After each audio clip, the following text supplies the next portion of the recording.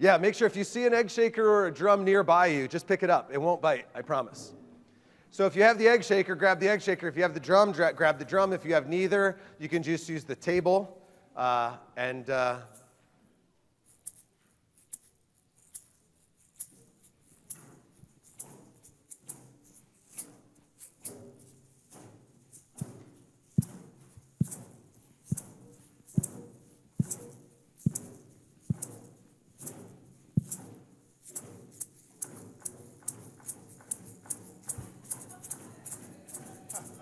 Shane, stop this crazy thing.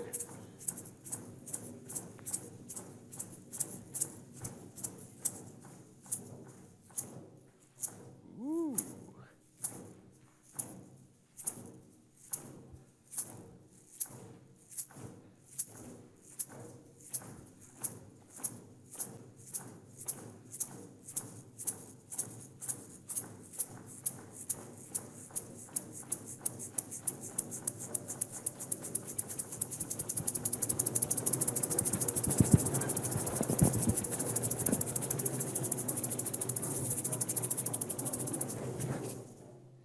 Oh, you survived. My gosh. All right, now quick show of hands. How many people in the room don't consider themselves a musician? You're like, I'm a non-musician, I'm not a musician, I'm not musical. Right now, hold your hands up and look around the room. Just, you're with your people. You're here, right? And then show of hands, how many people in the room don't have any rhythm? Raise your hands high, hold them up and look around the room. You are also with your people. It's okay. So my question to everyone who just raised their hand is, how did you just do what you just did?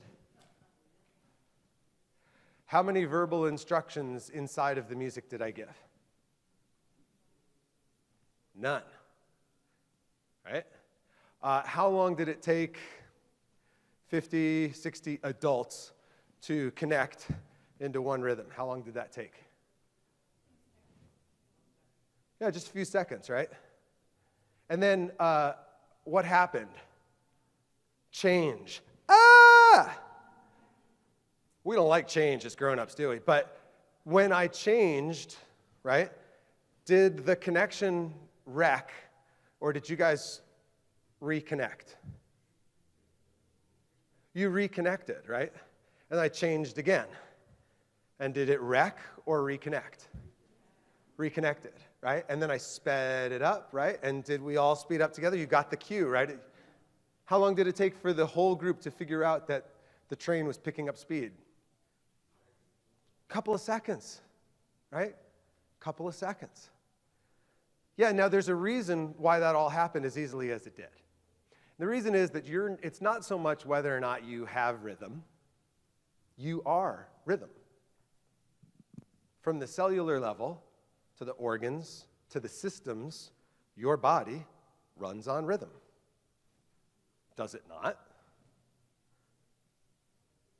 Rhythm is the fundamental organizing principle of all of the simultaneous reactions happening in your body.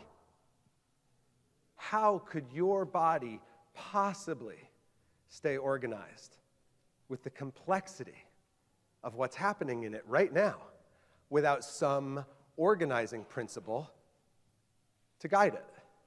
It would be chaos. Rhythm is that organizing principle. You are rhythm. You don't have any say in the matter. I'm sorry to tell you. You are a rhythm machine. Think about it. When this rhythm goes out, don't we have a diagnosis for that? And what do we do to people when they have the diagnosis? Yeah, we might sometimes zap them, right? We might do this. Or we might install, if they just have arrhythmia, what do we install inside of their chest? Pacemaker. And for those who don't know, what does a pacemaker do to the heart specifically? Shocks it. Zzz, back into rhythm. No, it gives a little tiny shock to get it back in rhythm. That's how important rhythm is. Now, some people dance better than others, right? Who's seen Seinfeld? Who's a fan, right, with Elaine? Right? That's not rhythm. That is coordination. We are lazy in our language. Rhythm is the repetitive action of something through time. Coordination is the coordinating of multiple movements or activities to produce an outcome. Dance is coordination. It's fine and gross motor coordination. Rhythm is what keeps your body running. Does that make sense? Just kind of nod your heads because all I see is a bright light. Right? So coordination, rhythm. Some of us have different levels of coordination. All of us run on rhythm. How many people have been told they don't have rhythm? How many people have been told they're not musical or they don't have any talent? Who's heard that word? Okay. The reason I'm breaking this down right at the beginning of this talk is it's very important to bust up some narratives and myths in our culture where there's no evidence to support them. Now, in our field, don't we deal with narratives and myths that we have to deal with and our clients have to deal with that aren't actually supported, right, in evidence, right? But the culture believes something about addicts that's maybe not true. Right? Like when my uncle asked me one day when I said who I work with, he goes, well, what are they, deranged? And he literally, he made this motion. Now, I don't know what this has to do with deranged. I would think Parkinson's or, like, I didn't even know what he was talking about. But it informed such an instant window for him what an addict is, right? It's a myth. He's living inside of a myth that's not supported by evidence. But inside of that world, he sees the world through that myth. It's like a pair of goggles he puts on, and now he sees everything through that myth. Does this make sense? So for music in our culture, we are taught a myth. Actually, we're taught several. We're taught that it's hard, it's expensive, it's time-consuming, and it takes something that not everybody has. What's that magical something? Talent. And we have TV shows to reinforce the myth, like American Idol and The Voice, like there's only one. And of course, America's Got Talent. Talent is nothing more than a retroactive assignment of skill acquisition. Think about that for a second.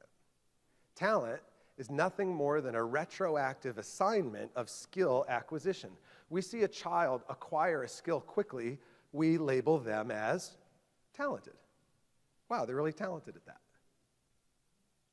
We see a child struggle with skill acquisition on something, and we say, they're not very talented at that. We don't think twice about it. It comes out of our mouth, it becomes reality. The child then lives into the reality the rest of their life because the authority, who had no evidence and authority to say anything, the adult, assigned them a place in society. I can't tell you how many times someone comes up to me after a talk and they say, my music teacher told me I shouldn't play music. I shouldn't make music. My music teacher told me that when we were to sing, I was just to mouth the words. You should call him the anti-music teacher, the non-music teacher. Holy cow. Yeah. Now, no offense, to music teachers. They're trained in a certain way where that myth is passed on. Because they've got a bunch of kids that they got to move through a program quickly. Some of them get it quick and some don't. And the ones that don't, they have to tell a story about why. The ones that do, they tell a story about why. It's not based in evidence. It's not based in research. It's just a narrative. Now, how many have ever seen a little 5-year-old sing the national anthem like Whitney Houston? Anybody ever seen like a little kid belt it out and you're like, holy cow, who gave that kid a throat like that? It's amazing, right? We all know stories like that. They're statistical outliers. That's who we tell stories about, outliers. Because the bell curve is boring. Do you think if American Idol just showed you all the average musicians, you'd watch?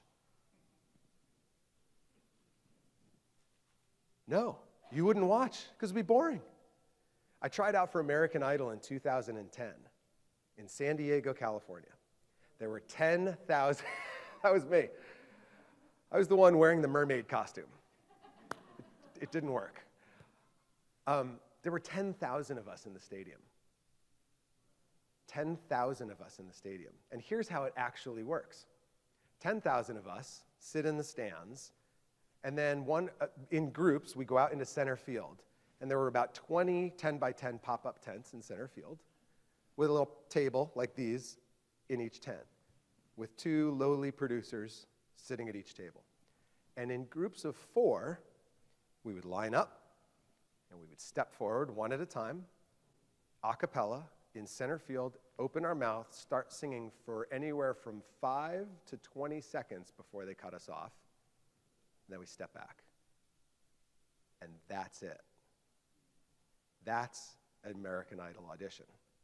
Now, 100 of us got a call back for that afternoon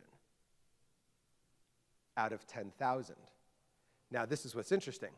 The 100 that got a call back, 50 were really good singers, and 50 were really bad. Entertainment, the statistical outliers. They picked the very best and the very worst of the 10,000, put them in front of the judges, and filmed it. But then you don't see that. You only saw 10 contestants from San Diego, which means you saw the 5 very best and the 5 very worst, because that's entertainment. That's not reality. If you can yawn, you can sing. If there's 100 people in this room, 97 of them can sing. Only 3 statistically present with amusia, which is tone deafness. And for those 3, we give you a drum. We're good to go. Now, just quickly, did that story just open your eyes at all? Just show of hands like, whoa, I didn't know that about that. Right. That's the real story, because what we do in our culture is we focus on the outliers. And then there's the bell curve that need our help. And the bell curve can sing and have rhythm, but have been told a story they can't do either. They've been divorced from music by our own culture. We live in a culture where only 3 to 6 grown-ups out of 100 in a 12-month period will pick up a musical instrument as a grown-up. Only 3 to 6 out of 100. But most of us have some sort of experience of making music as a kid. And then we're told some sort of story, either like, I don't have it, I'm not very good, it's really hard, couldn't afford lessons, I had a scary old lady. Anybody have like a scary music teacher that you didn't get along with? Or anybody try private lessons and you're like, you went running, right? Yeah, it's the way we interact with music in our culture. We've made it a competitive spectator sport. And what I want to do with you today is I want to bust that, because if we're going to move forward in treating people and healing people, we have to bust through a lot of myths that they have about themselves. Because whether you believe in a fixed mindset or, thanks to Carol Dweck, a growth mindset, your reality drastically changes. And if you want to live a recovery journey, you have to adopt a growth mindset. Otherwise, you won't be successful. So this isn't just about music. This generalizes. In every music therapy session I lead, we work on clinical goals that you could be addressing through lots of modalities that everybody needs. But we address them through music, and I'm going to get to that today. All right? So one of the pioneers of the field of music therapy, his name's Dr. E. Thayer Gaston. He had a quote, and magically, the 3rd time it'll work, or the 4th. Or maybe I have to just turn it on. Is there a power? All right. I'm giving the universal symbol for the AV guy. This is the universal symbol for the AV guy. All right, calling all AV guys. Well, the best part is it worked, when we were in here together, just like when you cough and then when you go to the doctor and you stop coughing, he'll walk in, it'll start working, we'll move on. Maybe if I press a button on the computer. Hey, all right, we can do that. Creative. So rhythm is the energizer and the organizer is one of the founding principles of music therapy. For some reason, now that I'm in front of everybody, this just decides to be bashful.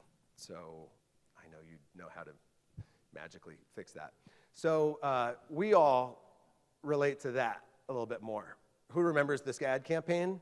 It keeps going and going and going. The ad campaign keeps going and going. Who's noticed? This is like 25, 30 years old at this point, right? That it was so good, they brought it back. Well, it's no surprise that the bunny is playing a drum, because rhythm is one of the things that energizes our body and organizes our mind. Outside of the addiction field, we use music therapy in stroke rehab, traumatic brain injury rehab, to reorganize the mind. And in fact, patients who are undergoing gait training to learn how to walk again with a physical therapist, if they co-treat with a music therapist and they're introduced an external rhythm to walk to, they will regain their gait in 55% of the time that it would take without the musical cue. We are wired for music, all right? So in our culture, though, we mainly consume music. Who's been to a concert? Come on. Who's heard of a concert? Come on, people, really. This is interactive. Yeah, right? So we interact with the music mostly as a spectator, right? We buy the music, we listen to the music, someone else performs it, we cheer. Yeah. Some of us in our early days don't even remember the concerts we went to. Maybe that's why you didn't raise your hand. And then some of us are true masochists and decide to go through music education. So my theory is that the guy in the back row in the middle has a crush on someone else in there, and the guy next to him is his wingman. So the question is, which girl does the guy in the back middle seat have a crush on? This is the fun part. This is where you go. Which one? Front row? Middle? Raise your hand if you think she's in the front row. Raise your hand if you think she's in the middle row. Yeah? Raise your hand if you think she's in the dark outfit in the middle row. Yeah, isn't that scientific? Yeah, I do this with every group. I'm totally insanely curious about this slide. How did they take that photo? But yeah, would you believe that the majority of people that I poll think that he's got a crush on the girl sitting right in front of him? He couldn't possibly sit next to her, then he might throw up. So, welcome to ADD Theater. I'll be here for the next 75 minutes. All right. Now, so the two main ways that we engage with music in our culture is as an entertainment tool and as an educational tool. There's a third way, which is as a therapeutic tool, which is really the first way that we interacted with music throughout human history. The field of music therapy is an allied health profession that's been granting degrees in music therapy since the mid-50s here in the United States. And we have a body of literature and we do research. But we've been using music as a species, we know, for at least 40,000 years. The idea of an all-punishing God only shows up in human history 12,000 years ago. By comparison. And the instrument that's 40,000 years old is a flute made out of a bone from a bird, where someone with tools figured out if you drilled holes at a proper ratio and then blew through it and put your fingers on it, you could mimic bird song. That's relatively advanced technology compared to those egg shakers, which you could have made out of river rocks and a bladder, or a drum that you could have taken an animal hide, stretched over a stump, tied off, and then lit a fire to tighten it. Much, much more primitive technology. So we actually don't even know how old music is in our history, but we do know that that flute has been around for 40,000 years. Music was social glue. Music is how we come together as groups and celebrate all of our rites of passage through life.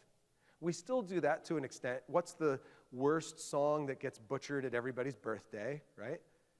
Because we just don't want to do it anymore. but it's an artifact of that thing. Happy birthday, oh God, make it stop, right?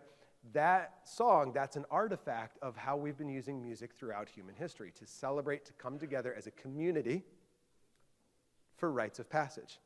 Ba-dum-ba-ba, ba-dum-ba-ba. What's the event? Wedding, right? And then there's usually some sort of regalia, and it slips my mind right now because I'm on West Coast time, but it's the graduation melody. Who knows the graduation melody? There it is. Mm-hmm.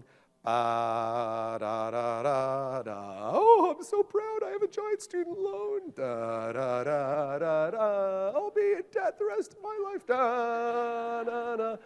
Right. So we still use this very much in our culture, but now it's just reduced to fits, sparks of what it used to be.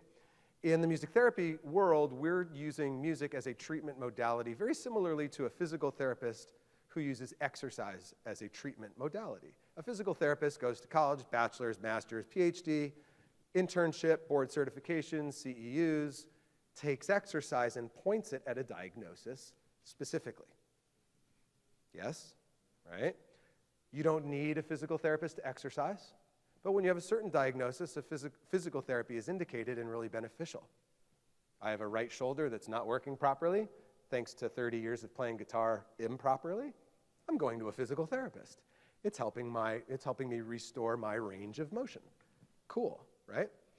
A music therapist, bachelor's, master's, PhD, internship, board certification, CEUs, we point music at different diagnoses across the lifespan because our job is to understand how music works and how it influences behavior, but also how it influences the body's actual physiology. So we all know music helps our mood. We all know music lifts our spirit. And we all know we can come together socially with music. But what I'm going to share with you today is actually the physiology of your brain on music. So we publish our research in scientific journals all over the world. These are the top 5 that are most often published in. This is my resources for this talk. I just threw it all onto one page. You can see as a TED speaker, I went to TED Slide Boot Camp. After you give a TED talk, you rarely use words ever again because they tell you you're using the words with your mouth. Use the pictures on the screen for your visual learners. So that's why my slides don't look like most slides. So here's the work behind what comes out of my mouth. So in order to do that, we got to do a couple of slides about the brain because in the last 15, 18 years, we've really been able to watch the influence of music on the brain. So the first slide, probably my most scientific slide of the day. Who remembers? Who is it? What? Homer Simpson, yeah. Whew, okay, just checking. As you can see, Homer's brain is wired for sleep, donuts, and Duff beer. Right? And so how many people, in our case, maybe are like sex is in the corner, Duff beer's in the middle, maybe we'd like put those on the top, right?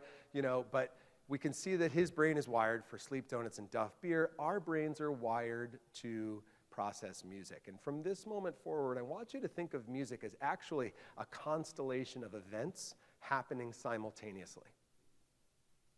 Music is a collection of events happening in the same moment that your brain has to break apart and process individually in different subregions of the brain in order to put the music together. So all these different elements of music, how high, pitch interval, pitch pattern, so pitch interval, whether I go from here to here to here to here to here to here to here. What I'm changing is the interval between the pitches. And in our culture, if you change the intervals, you absolutely mess with people's emotions. And we use that in film music very strategically and in TV very strategically. Pitch pattern is just melody, right? Following a melody. The harmony, the chords underneath. The timbre, that's the color. So like if I start singing and then I take over with my guitar and I'm playing the same pitches, but now it's coming out of my guitar, you recognize the sound of the guitar, even though it's the same pitches. So the timbre of the guitar is different than the timbre of my voice. You know that instantly, right? And depending on if you've studied an instrument, you'll know the difference between different instruments right away. Rhythm is, how we're going to divide the beat pattern up, the pulse, how, where is the pulse, like if we're going to rock to the beat, which is what our bodies want to do intrinsically, babies automatically rock to the pulse in all cultures, right? This is not a culturally learned thing. This is actually part of their actual motor reaction, like they automatically rock to a steady beat. Emotion, right? We process, obviously music triggers our emotions, we know this. And then recognition. Do I know this song? Is this song familiar? So we store the song in our memory, and then we compare what we're listening to in the moment to our memory. So who's ever heard a cover song of your favorite song? Ooh. And you're like, wait, this isn't my song. It's like my song, but it's an imposter. Ooh, I don't like it. I like the original, right? So that recognition, you're comparing against the stored content in your brain in real time as the music's unfolding. And then you see your favorite band live, and when they're coming out of the solo to come back into the chorus and go, let, and the guitarist takes an extra solo because they're live, and you're like, let, oh, we're still soloing, right? Because you're comparing where the song's going by where it went in the recognition in your memory. So you're constantly comparing the music to the memory of the music you have while you're anticipating what's coming next. Can you see what's going on here? Not only that, but then you are starting to assemble the music into larger brain structures and doing more cognitive work with the musical material. You are in the past, you are in the present, you are in the future, all at the same time, because music is time-based. So all of this is taking place in real time. All of this to say that music is just heavy lifting for the brain. It's the most complex stimulus in nature. It requires more subregions of the brain to work in concert with each other than any other process. It is heavy lifting for our brains. That's really good news. I'll tell you why in a second. But in addition to that, when you listen to the music you like, or you make music and engage in music, your brain issues a reward. It actually issues several, right? Who was here for yesterday morning's keynote with Dr. Gold, and he alluded to a couple of stories about Led Zeppelin and about Eric Clapton, right? So when people listen to the music they like or make music, the brain does in fact release dopamine. We increase dopamine production in the brain when we listen to the music we like or we make music, right?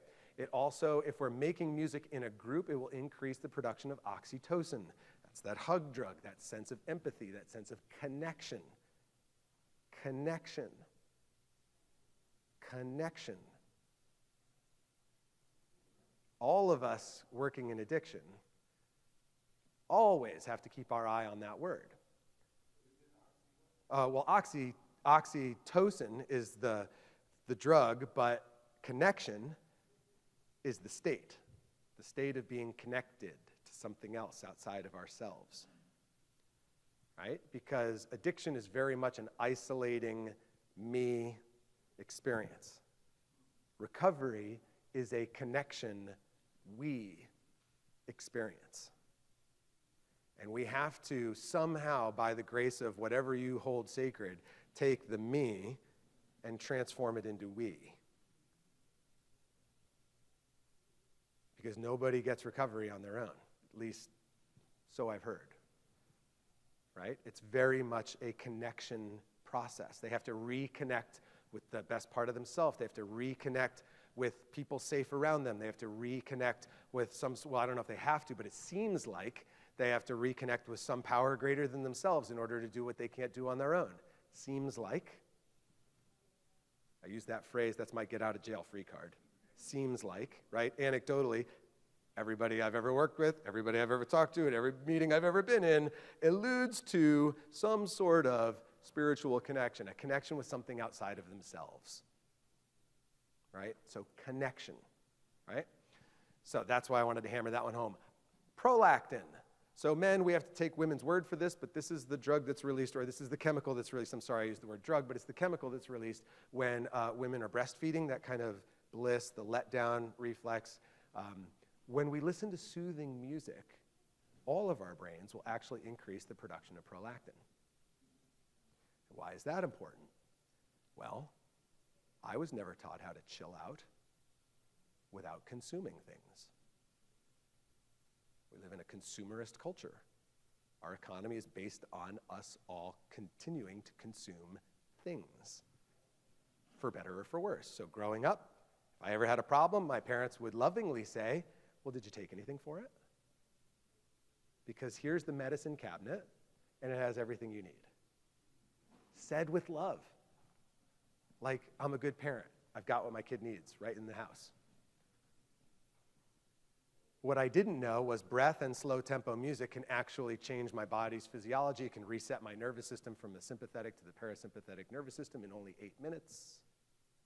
Thanks to the work of Herbert Benson at Harvard Med School, we now know this. The Benson-Henry protocol is like 35 years now in the running. Nobody taught me that, right? I wish I had known that as a teenager. I really wish I knew this as a young 20-year-old.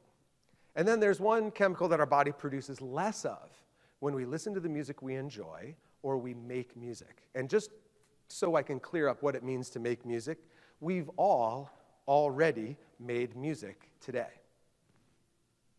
You don't need an instrument to make music. Your body is an instrument. Anytime you engage in a rhythmic, repeated pattern with either your voice, which is just muscles, or your arms or legs or feet, on your body, on a table, anywhere, to match an external rhythm or an internal rhythm, as far as your brain's concerned, you're engaging in music making. This is considered music to my brain. You ready?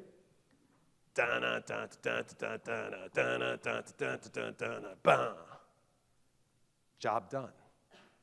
The motor planning to tap my foot while balancing on my right leg, while strumming the quarter notes, while singing the repeated bass line pattern in a key, that's all heavy lifting for my brain. Aesthetically, it's neither here nor there. But from a cognitive load perspective, when I simply engage in a rhythmic procedure, who's tapped on their steering wheel while you're driving down the road? Who's tapped on your brakes or your gas pedal lightly, of course, while you're driving down the road and you didn't even realize it, right? Yeah, thank you for being honest. Yeah, you've engaged in music making. Music making is right in front of you. It's right next to you, it's inside you, and you've just grown up in a culture which told you it's on a stage somewhere. It's just not true. It's right next to you. So when you make music, or you listen to the music you enjoy, your brain produces less cortisol. Your body produces less cortisol. Now, what do we know about cortisol? We know that it's good for outrunning tigers. Right? Fight, flight, freeze, go. Right? I think we've covered that in the 21st century. Got that down. But let me ask you guys, what are your tigers in the 21st century? What was that? Losers. What are the things that stress you out? Bad drivers. School. Insurances, yes. Come on, what stresses you out? I could walk you through your day and remind you if you want me to. Thank you, right? Like, be honest, guys. And in the 21st century, for all of us, the moment our alarm clock goes off for many of us, that's the first stressor of the day. Right? We're not designed to have cortisol chronically elevated in our body. That's not its purpose. Right? And systemic inflammation, decreased immune system functioning, right? Amygdala hijack, right? Shutting off the prefrontal cortex when making decisions. Who makes their best decisions when you're stressed? Nobody, please raise your hand because we're not in the treatment room, right? Like, nobody makes their best decisions when they're stressed. And there's a reason for that, because of the whole physiology of your body has been hijacked by the stressor. So if we can reset the nervous system, if we can decrease the production of this chemical in our body, that's good for our body, in addition to our decision making, in addition to our well-being. One of the phrases I haven't heard yet in the last 2 days is quality of life. I haven't heard that phrase once. And, I'm usually in the psychosocial track, And that's usually where like the touchy-feely, soft conversations take place about feelings and quality of life, because it's really hard to measure all that, right? But it's the experience of being alive that we remember. That's what produces our memories. It's not the events. It's the experience of the events, right? The quality of our life is subjective by nature. Because who could argue that Robin Williams or Anthony Bourdain didn't have a great life by quantitative metrics? It's about a lot more than that, right? So for all of us and for all of our clients, I'm on camera, so I just filtered myself from swearing, but wow, the amount of stress our clients are dealing with while they are trying to come up from rock bottom. You know this, right? I sit there with my eyes like, whoa, when clients are telling me hey, how are you doing? Just lost my house this morning. What? How are you in group? Yeah, I just found out. I just found out today my insurance isn't going to cover any more days here. I'm not ready to go home. I just found out I can't go home. I just found out I don't have a home. These are, basic needs, right? So I don't want to undercut the amount of stress that our patients and our clients, the people we serve, are already going through, never mind us. And we need tools that can really quickly and effectively and predictably go in and help minimize that stress straight away so that they can think clearly enough to partner with us on their own recovery. Because it's a partnership. And if they're too stressed, they're not going to make their best decisions. They may not even hear what we're saying because it's just because they're so stressed out. All right. So all of this to say, this is your only equation of the day that you'll need. This is the only math I know how to do. I typically have to wait a few seconds for this slide to kick in. What is that? Okay. See? It's okay. Yep. Ain't no shame in it. A little stress, add some music, a little increased well-being. Who could use a little increased well-being in your day? Just curious. It's okay, right? You know your clients need it. Yep. All right. So why does music work? Well, we already know it works. We all have this experience. We all prescribe ourselves music anyway. Who's ever made a playlist? Raise your hand. Yeah. What are the reasons you've made your playlist? Just shout them out. Exercise. Chill. Favorites. What's that? Tell a story. Who's organized like playlists for like activities specific? Who's like road tripped to music? Who's got a commuting playlist? Who's got a working around the house, like a cleaning playlist? Yeah, we heard about the exercise playlist. Some of us may have had a romance playlist. It's okay, right? Be honest. Light the candles, put on the playlist, and your spouse rolls their eyes. So this is the 21st century playlist. Some of us, this may be what you may remember. This is your playlist. And then for some of us, come on, right? After that, I don't know what you guys did. Did they sell blank 8 tracks or blank vinyl that you could just have 2 vinyls going at the same time and press record on one of them and it would record on the other vinyl? Did that work out? Yeah. The kids, they love this one. They're like, what's that? They're like, oh, I have an app like that. And I'm like, oh, no, it's not an app, no. So anyhow, one of the reasons music works is because we don't work it. We play music. That's important, and here's why. Is treatment work? Treatment is work. Is recovery work? Recovery is work. Now think about the nature of work. It's like focused, right? Maybe serious, maybe intense. Just go watch people working. How do they look? There's a vibe. We would say in California. They call it the field, right? There's an energy to work. And it's appropriate in the right time and space to be focusing on work, right? Work, work, work, work, work. Grown-ups love to work.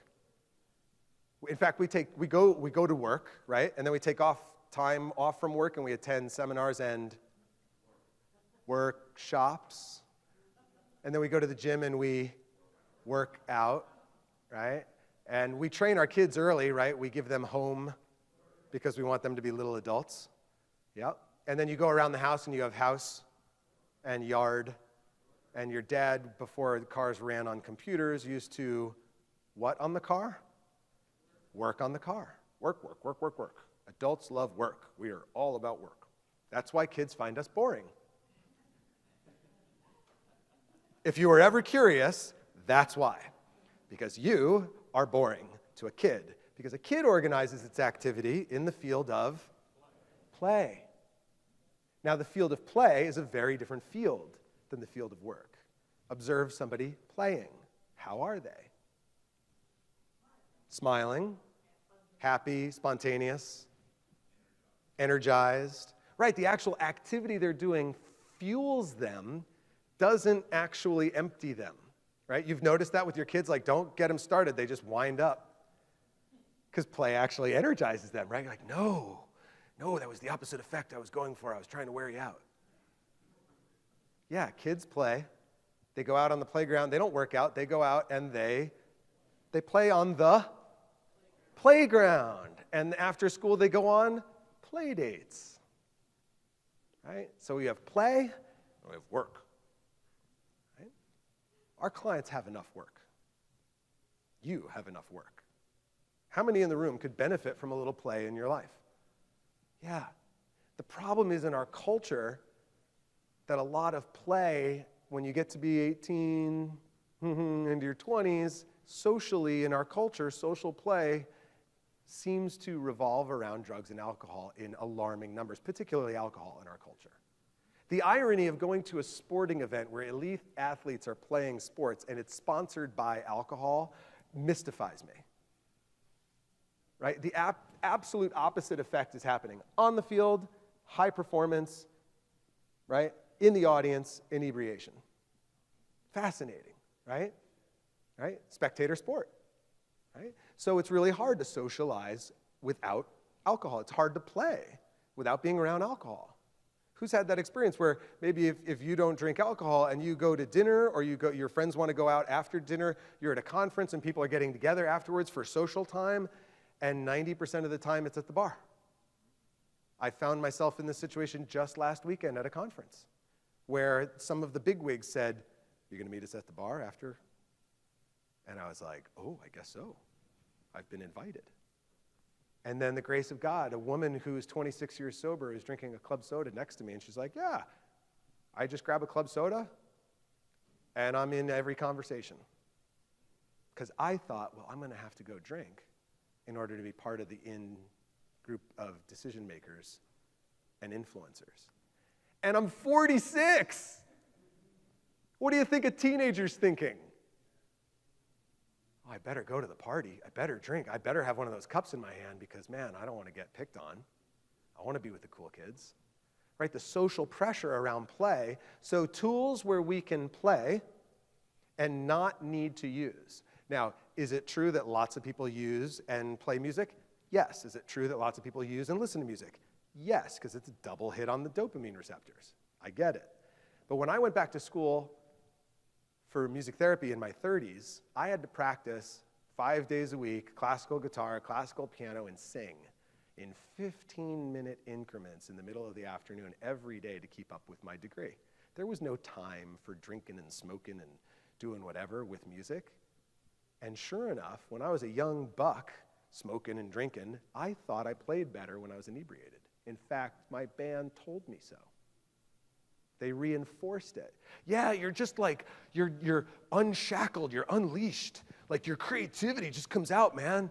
Like smoke up, like that track's, that was terrible. Like we need a better track for the record. Why don't you go outside and take a hit? No joke. That's exactly how it went. I believed it. So what would I do? I'd go outside, take a hit, come back in. How would I play? Better, because I believed it. And then in college, I had to practice sober every day.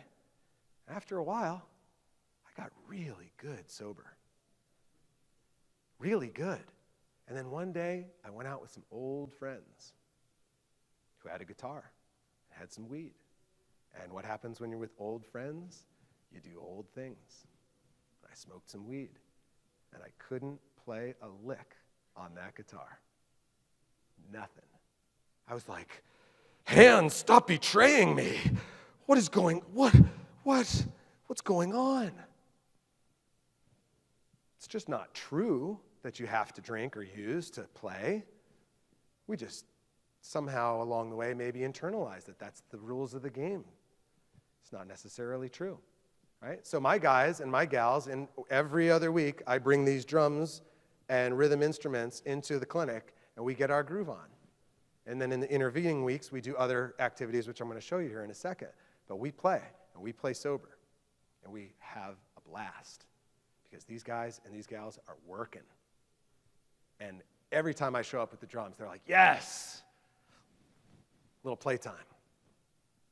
We all could use a little playtime.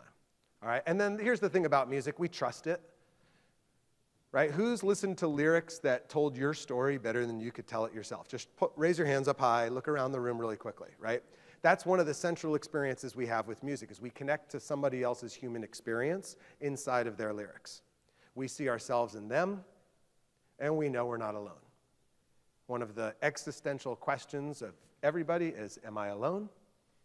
Because I'm in this individual body. Am I alone? Is this all there is? And then someone tells the story better than you could yourself, and you're like, I'm not alone. You get me. Right? Now, that's not to say that all lyrics are good, because lyrics influence, right? But when we're just talking about real and authentic emotion, sometimes we trust music more than we trust other people. Sometimes we won't tell anybody else what's going on, and we'll just listen to the song, and that'll work for us. So sometimes your teens are actually connecting with the music even if they're not connecting with you, because that's exactly what you did. And it's important to check in. But if they want to go listen to music in their room, and you know what they're listening to, cool, because it's what you did. Okay? All right, let's talk about the goals. What do we accomplish in music therapy? Is it just playtime? Yes, but what are we accomplishing? First main goal, how to stay present, how to increase present moment awareness, right? Their brain has no control over the future, it has no control over the past. When it spends too much time in the future, it runs into anxiety and fear. When it spends too much time in the past, it runs into shame, regret, guilt, resentment, right? Negative emotional states that can trigger cravings as a way of the brain trying to soothe itself, because the brain knows what works when it's stressed. It doesn't know what's good for it. It knows what works. That's a big important thing. When a patient is stressed, the part of the brain that's making the decisions doesn't know what's good for it. It knows what works. Those are two different things, right? So how to stay present? Well, music's time-based. So when you're making music, your brain is heavily focused in the present moment, keeping up with the beat. Oh, the beat just changed. Oh, I got to plan my movements. I have to plan the words. I'm in the moment. When we listen to music, it can take us back, right? Music cues the past as a listener. And we have to be responsible for that, to tell our patients that listening to music can trigger cravings. Absolutely. Absolutely. Right? The music you listen to the most during your downward spiral, you've created a strong neuroassociation between, that's the soundtrack of those memories. So when you hear that music now, chances are it's going to trigger those memories. And the thing is, we can't pretend like that's not going to happen, because we all know we don't have control over ambient music around us 24/7. You walk into a restaurant, you walk into the mall, you get into someone else's car, you turn on the TV, you are exposed to music everywhere you go in this culture. You don't have control of the dial a lot of the time. So it's really important to understand what music for me early in recovery I need to take a break from, what music I don't. Luckily, there's a universe of music you can listen to in the meantime, right? But when we're making it, oh, that's a much different ball game than just listening.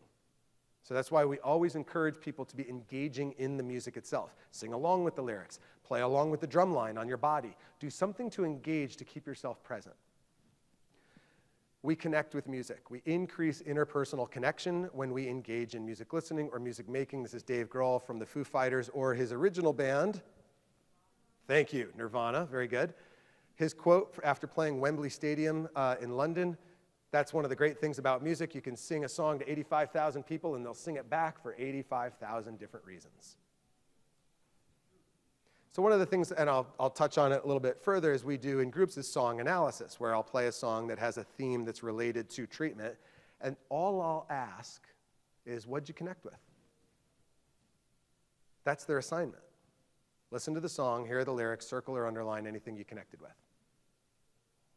And, some of them connect with the same thing, but most of the times it's this for this person, this for that person, this for that person, because everybody's in a different place, right? So we connect with music. And the beat is safe, right? So the beat is safe. You can connect with a beat with music. It's a safe thing to connect to in their life. They may have people in their life that are not safe to connect to. Does that make sense? Right? They've got a hot mess of an inner circle, probably. So there's a lot of people where you're like, well, you should connect with the people in your life. Actually, maybe not. Maybe not be a good idea to connect with some of the people in your inner circle. But in the meantime, especially if you're in treatment and you're away from your inner circle and you may not want to connect with any of the guys in the program because you can see they're not working their program, you may not trust the staff yet. That's fine. You can trust the beat until you trust the staff. I will never forget working with a gentleman with the first initial L who came into group and he's like, no offense, man, I don't trust you or anybody in this room. Boom. Cool, man, no problem, you don't have to. What? We got other tools for you. What's your favorite music? Classic rock. Cool. What's your favorite band? Eagles. Now he's totally off guard, right? Cool, man. You got a favorite song? I can't make this stuff up, and it's not Hotel California. Desperado. Didn't that just speak volumes? I was like, oh, now I get you. All right, man, well, listen. Between now and next week, don't trust anybody. Just trust that song. Can you do that? He's like, yeah. He can't believe I'm saying this, right? It's a complete pattern interrupt for this guy. Like, what? Because he didn't feel safe. Are we going to trust in a place where we don't feel safe? Do we need things that we feel safe around? Safety, emotional safety, spiritual safety, social safety are just as important as physical safety because you are a physical, emotional, social, and spiritual being. So you have to have safety in those areas in order to connect to something. No safety, no connection. We have to start with safety. I never forget going to my first trauma-informed therapy CEU that I took, and all we talked about was safety. And it completely opened my eyes. Like, oh my God, I take that for granted all the time. As a white male, middle class, upper middle class, middle-aged dude, I take safety for granted. I take emotional safety for granted. I take physical safety for granted. I take financial safety for granted. I take safety for granted. And I had to confront that and realize not everybody's safe in one of those categories, right? So what does music allow us to do? Music allows, so this hand model, it's not David Duchovny, for those of you who remember. Anybody remember what movie he was a hand model in? Oh, it's a tough crowd, tough crowd.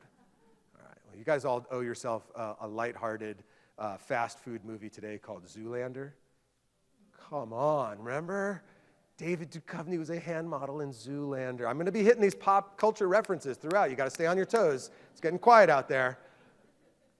So this gentleman is squeezing I don't know, what do you think it is, an orange? We'll call it an orange.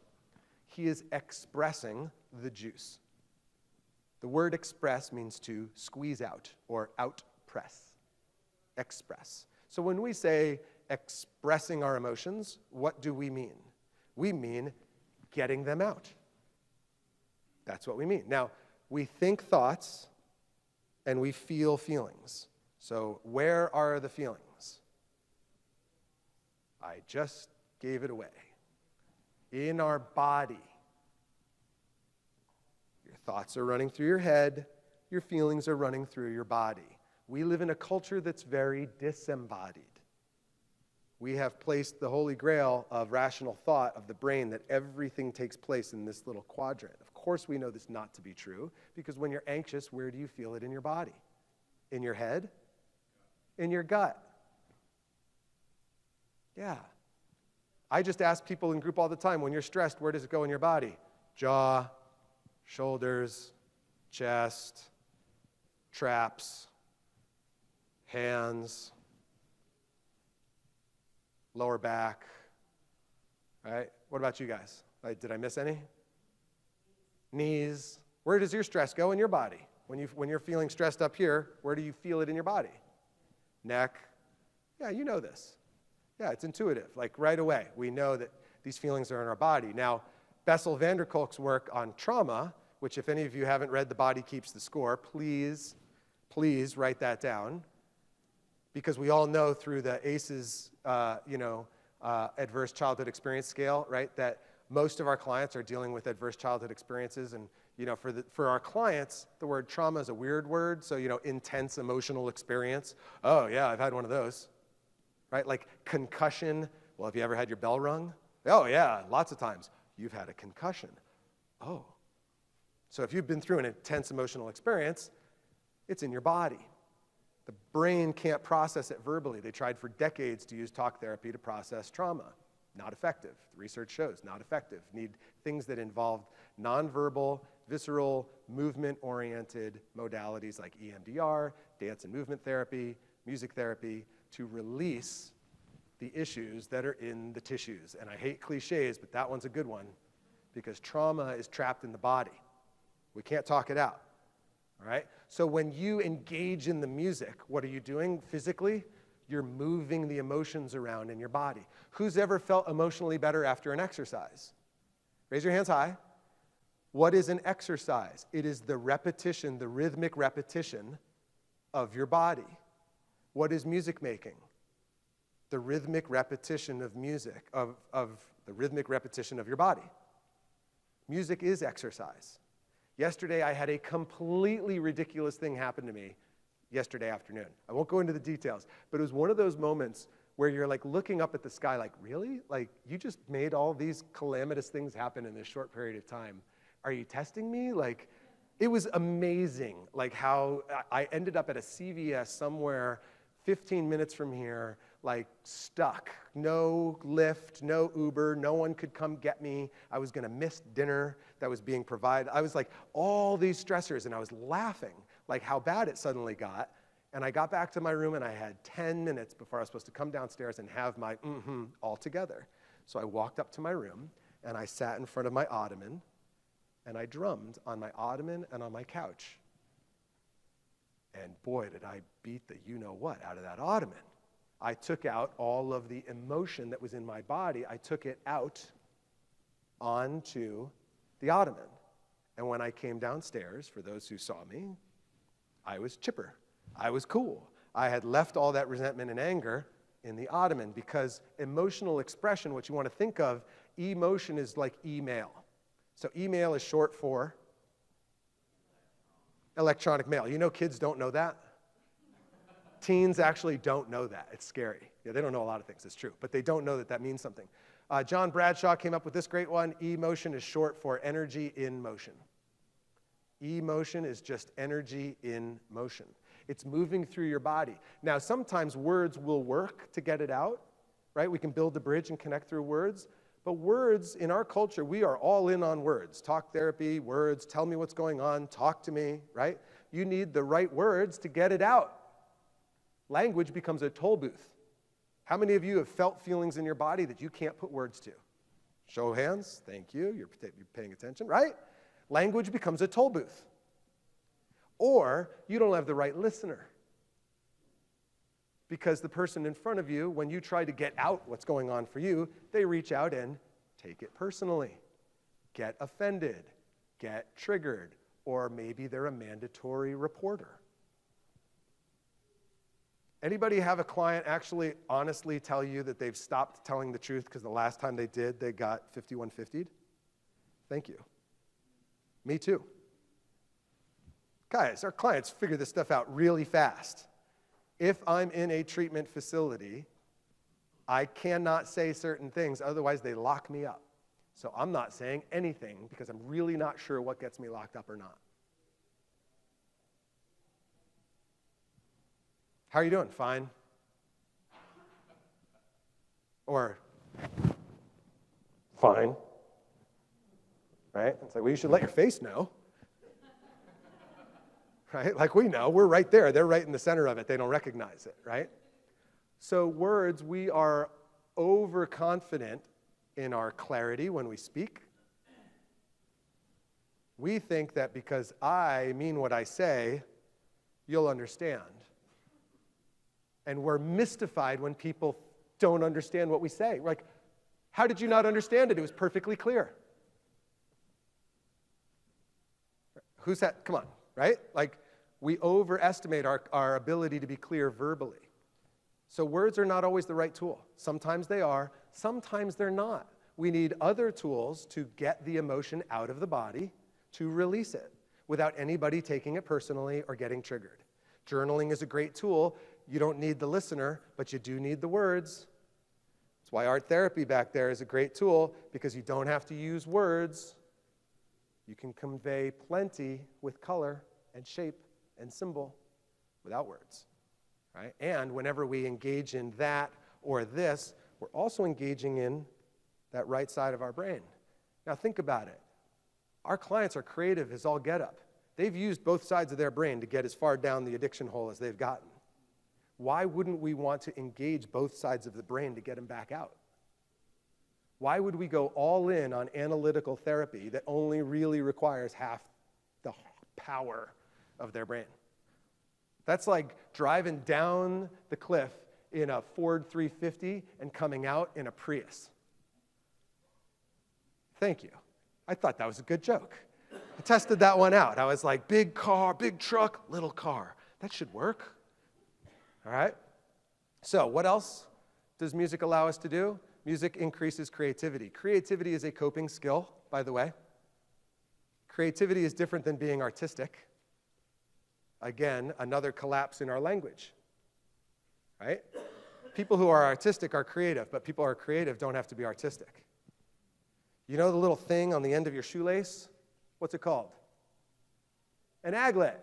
That was creative. Who's ever tried to lace a shoe without one?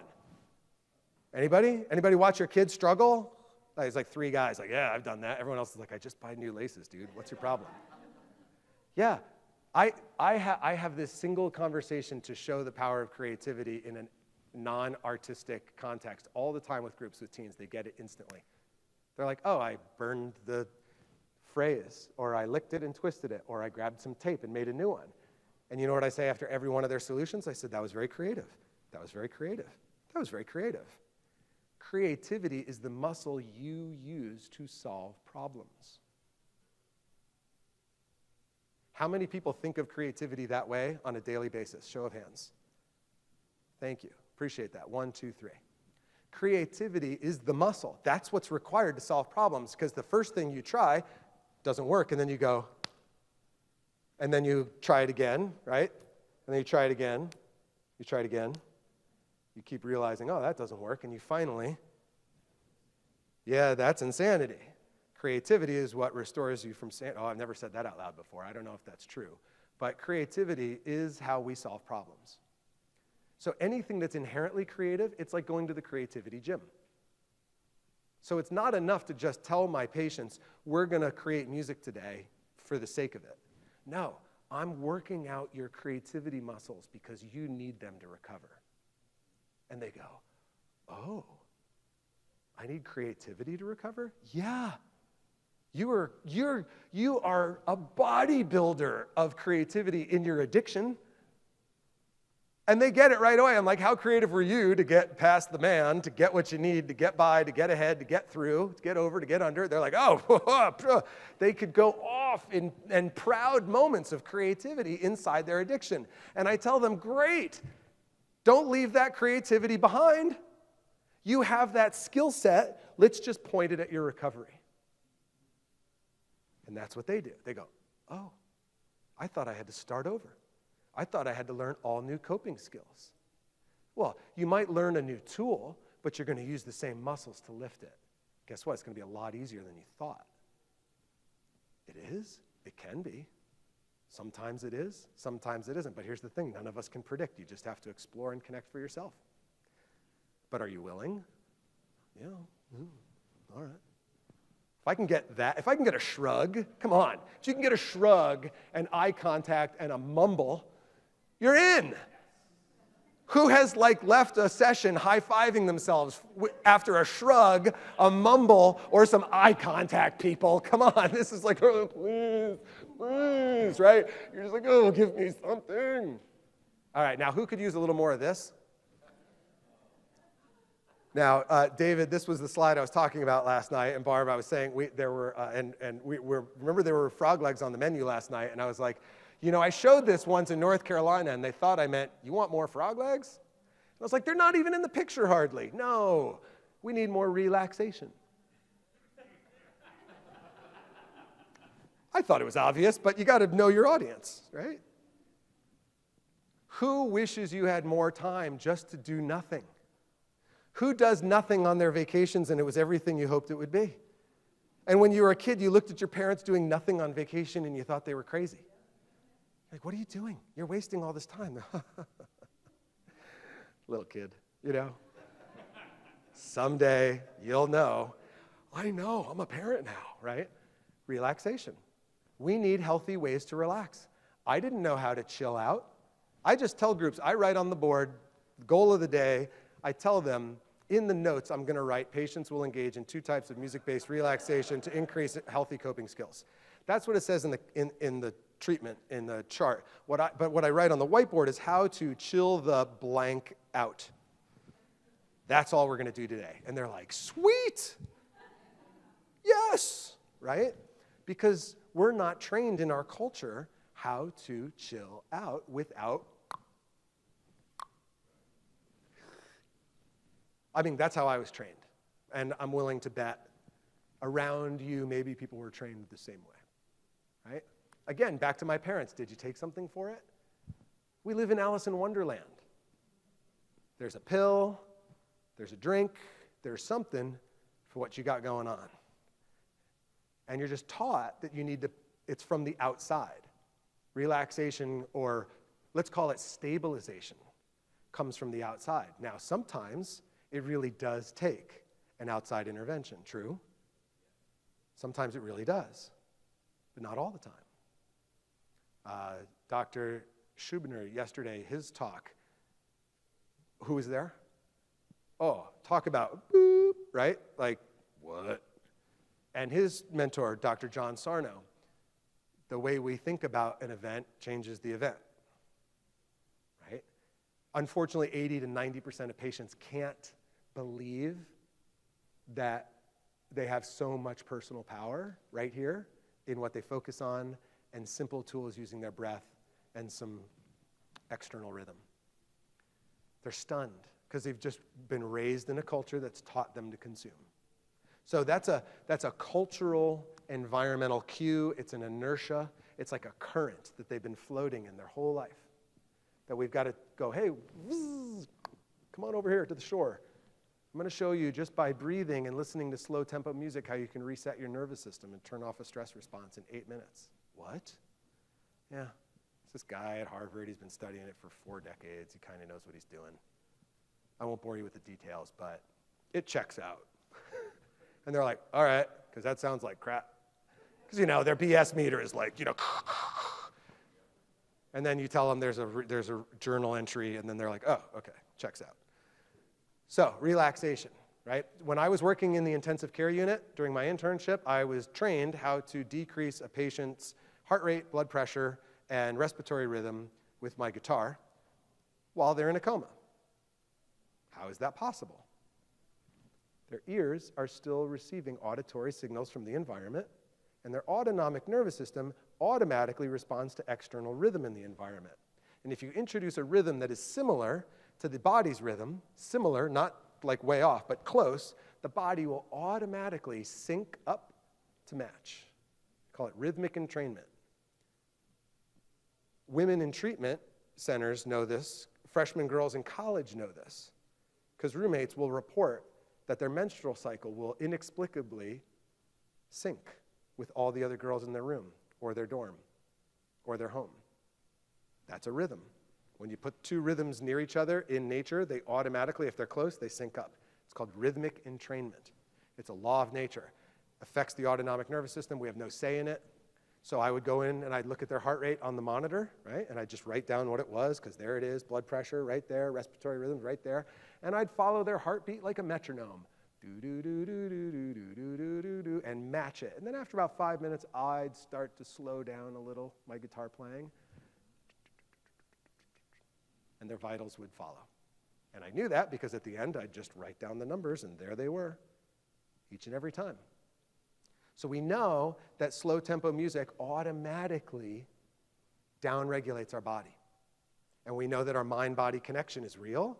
And how do you know that? Well, if you're sick or injured, how's your mood? It's affected. That's how it is. Anyone ever lie awake at night trying to fall asleep, but you can't because of your thoughts? Anyone else besides me wake? Oh no, I'm the one presenting. I was going to say, anyone else wake up early before their alarm and then couldn't go back to bed this morning? Even though I'm on West Coast time and it was like 3 a.m., I still woke up early because I'm presenting today. And every time I am presenting, the moment I wake up that morning, I'm always up early. My brain's like, zzz. My brain has hijacked my body. The mind-body connection is real, right? So we can use music to slow down the body. You slow down the body, you slow down the mind. All right, let's talk about the types of music we can get into. Drumming is super easy because we've all dribbled a ball. And watch this one. Everybody scratches in perfect rhythm.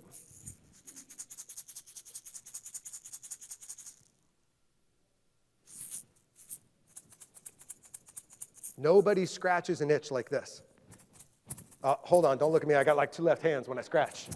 No, I didn't get the scratching gene. I'm all embarrassed. Like my music teacher told me I can't scratch. Said no one ever. You are a rhythm machine.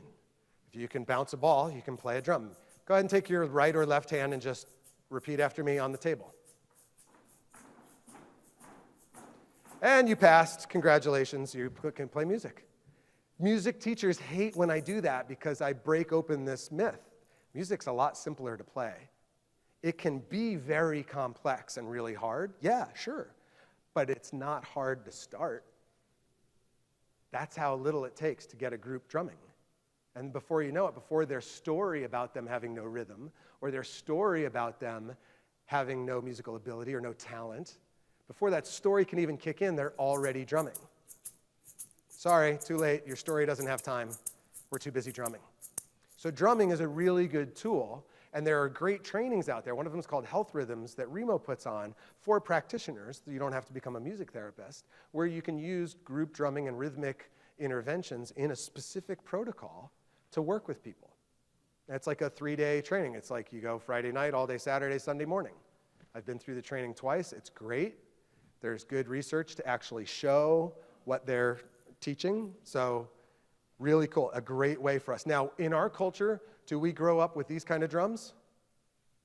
Not usually. We grow up with a drum set, right? We see like Ringo Starr, right? Or a drum set. A drum set is like the most complex interaction with drums out there, the most expensive, and the loudest, right?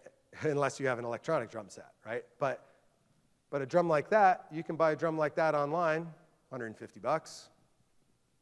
Can't buy a drum set for $150. These drums you see on the table, they come in a 3-pack for $70. That's it. I have 9 drums in my carry-on. 9 drums and 30 egg shakers and a guitar, all in my carry-on. Like if that doesn't break up and move forward what's possible in terms of making music, I don't know what does. That's pretty simple, right? And it wasn't until I became a music therapist that I found out all these type of instruments are out there that we can all use with each other, with ourselves, with our favorite music to play along with. Super easy. Some of us don't like the performance anxiety is too high, so we just want to listen to music. That's fine too, right? We do have to be responsible about lyrics. We can use triggering lyrics in therapy to talk about what happens when you get triggered. We can induce the trigger in the clinical setting and then process that and come up with strategies right then and there. Because guess what? Are they going to be exposed to music out in the world that's going to trigger them? Yes. Let's not pretend they're not.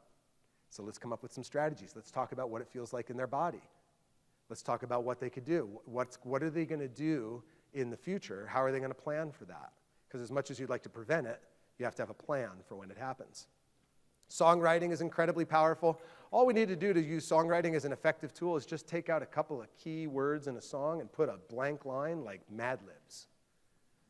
And suddenly a patient makes the story theirs.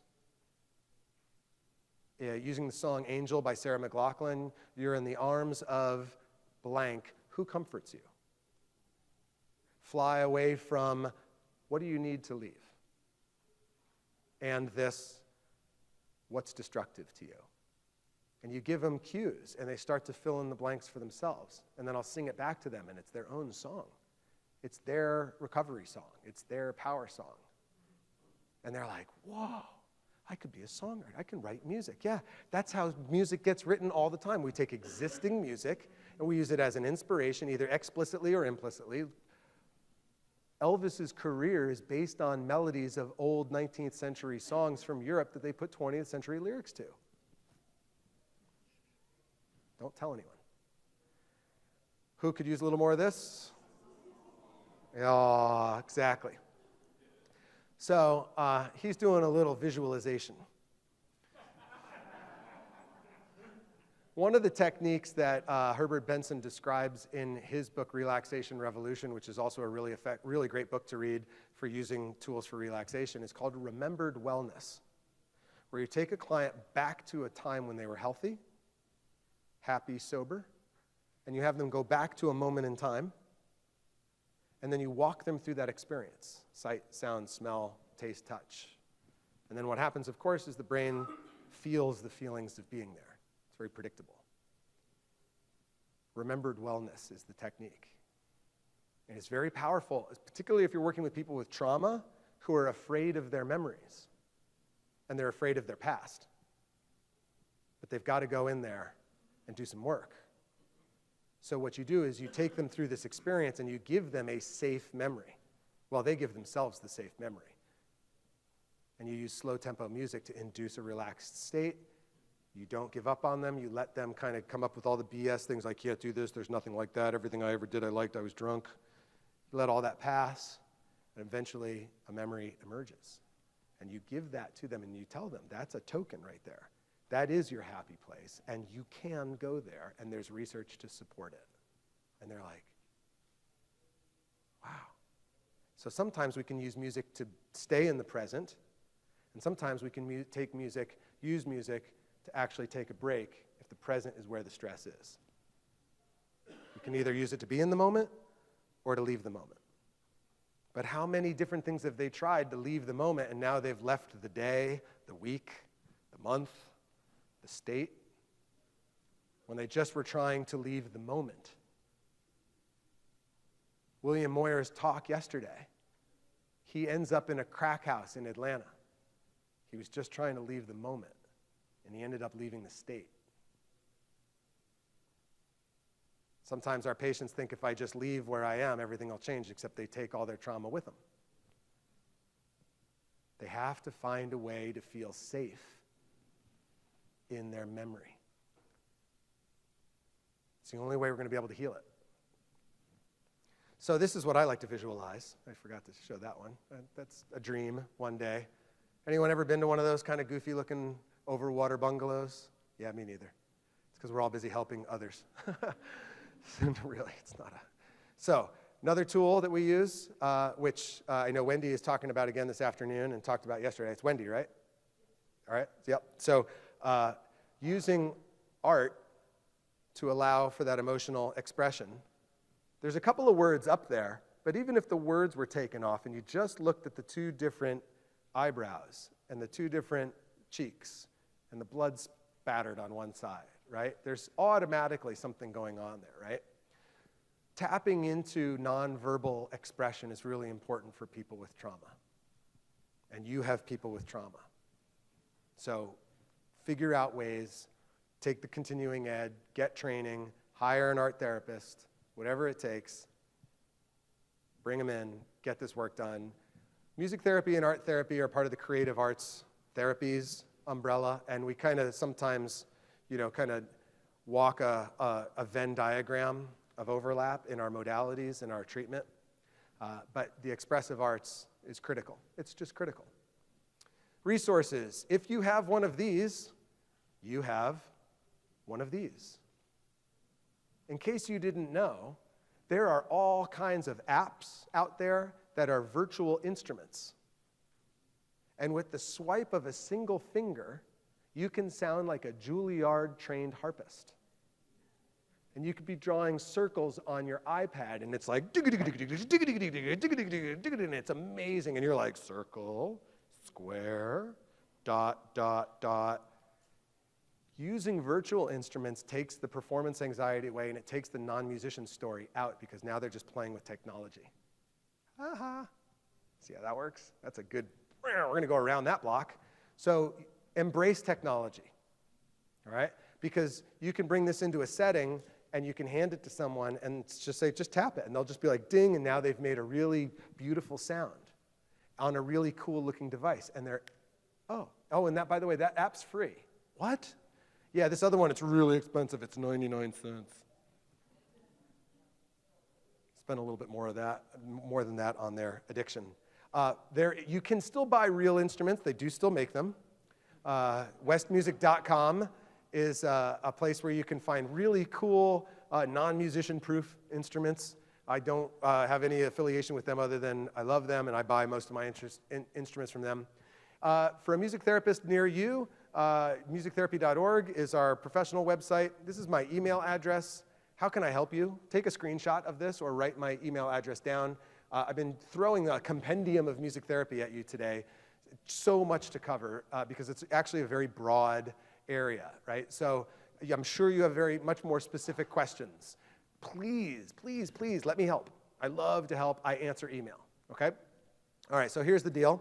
Sometimes we have to rely on our family. Sometimes we have to rely on our friends. Sometimes we have to rely on our pets. And let's face it, sometimes we have to rely on technology. Come on. That's brilliant. But the point is that I lean on you, you lean on me, and we don't keep score. That's community. And that's how we heal. And that's how we recover, in community. So we're going to close it up with some fun.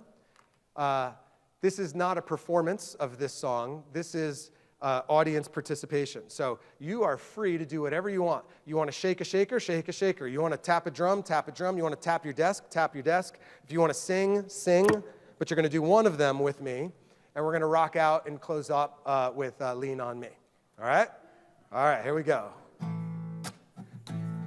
So tap, tap, tap, tap, shake, shake, shake, shake. You got it.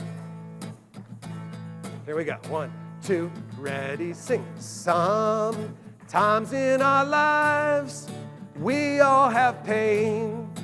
We all have, yeah, but if we are wise, we know that there's always lean on me.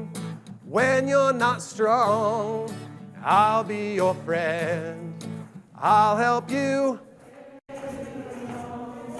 for it won't be long till I'm gonna need somebody to. You just call on me, brother, when you need a hand. We all need somebody. I just might have a problem that you'll understand. We all need somebody. Lean on me when you're not strong. I'll be your friend. I'll help you,